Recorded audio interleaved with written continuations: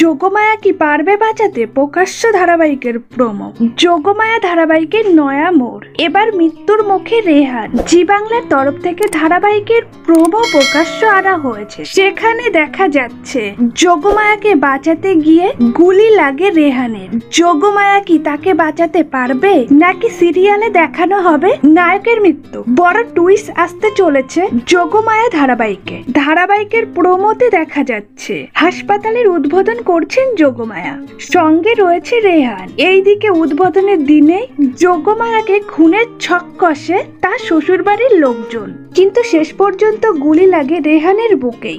যোগমায়াতে মুখ্য চরিত্রে অভিনয় করছেন নেহা। দিনমজুরে বাবার মেয়ে যোগমায়ার স্বপ্ন আইপিএস হওয়ার, তার সঙ্গ দেবেন রেহান। এই চরিত্রে অভিনয় করছেন সৈয়দ আরেফিন। রোজ সন্ধ্যা 6টায় জি বাংলায় দেখা যাচ্ছে এই ধারাবাহিকটি।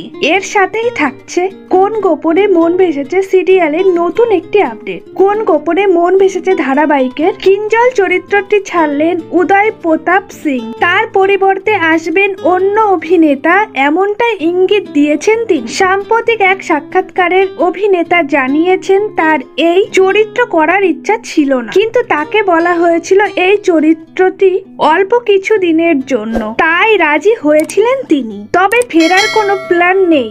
যদি এই চরিত্রটি ফেরে তবে তিনি আর ফিরবেন না, তার জায়গায় দেখা যাবে অন্য অভিনেতাকে।